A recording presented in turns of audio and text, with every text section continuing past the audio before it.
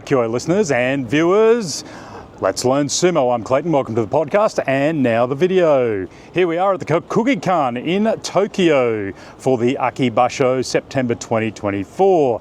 Let me teach you a new Japanese word. Atsui. It is about 36 degrees Celsius, about 95, 96 Fahrenheit and about 70% humidity. It is a stinker here today. Big news, Terunofuji is out of the Akibasho for the moment.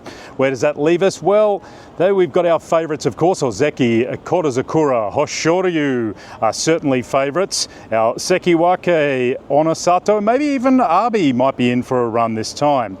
We keep saying this tournament for Kodazakura should be his, but showing his style, but can he actually deliver when it counts? Hoshoryu, a one-time winner, he's got a great opportunity this tournament. One of the two only remaining Ozekis after Kirishima and Takakoshi have both fallen to Sekiwake. He needs a bit of consistency against the lower ranks. He needs to stop dropping those little matches. It opens up the race to the others. A resurgent Takanosho, Junyusho in July, 12 wins, lost in the playoff. Wakataka Kage, I know I rated him as a good chance of winning in July, and he gave it a fair run with 11 wins. So day one matches, let's have a look.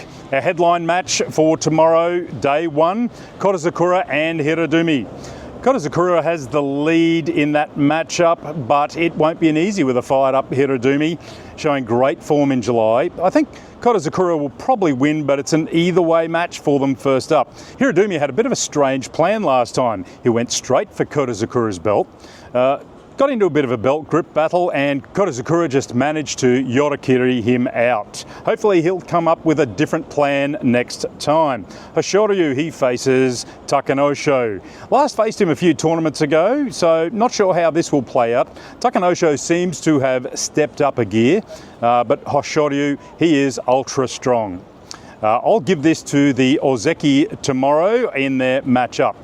Abi has a challenge at Sekiwake against Tobizaru. Tobizaru seems to have a bit of a thing against Sanyaku. He's 3-1 to Tobizaru in the past year. I think this may go Tobizaru's way. Tobizaru might have just gotten inside Abi's head. One of the hotly anticipated matches of tomorrow, Onosato versus Atami Fuji.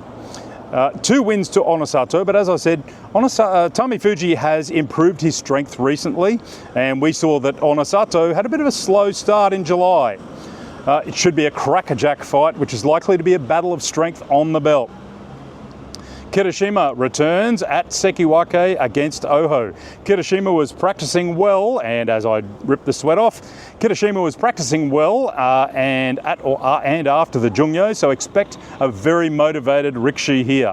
Oho has improved, a bit more strength, he's looking a lot stronger these days, so it'll be a good test to see how Kirishima is travelling first up.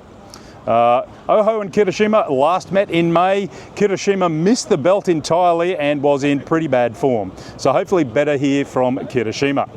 Mitakeumi and Takakoshi. Takakoshi needs 10 wins to get back to Ozeki after his loss in Karaban.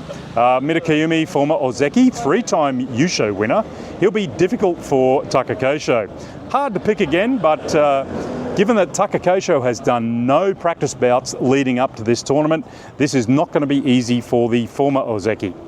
Blockbuster day one keeps delivering. Wakamoto Haru versus Daisho. In his current form, Wakamoto Haru will struggle against the threshing machine at Komusubi.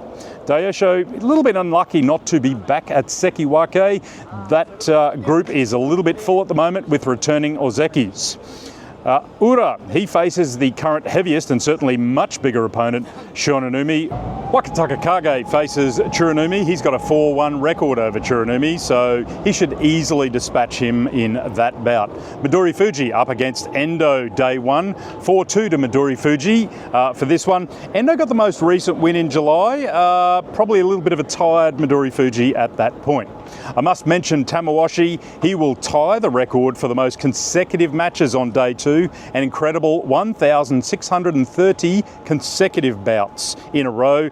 39, he hasn't missed a Yusho in 20 years, COVID notwithstanding. He has Roga first up. So that's day one at the Kokugikan Stadium. I'll be in the stadium day 2 and 3. We'll try and bring you an update after that. But for now, enjoy some of the sights and sounds of the Kokugikan.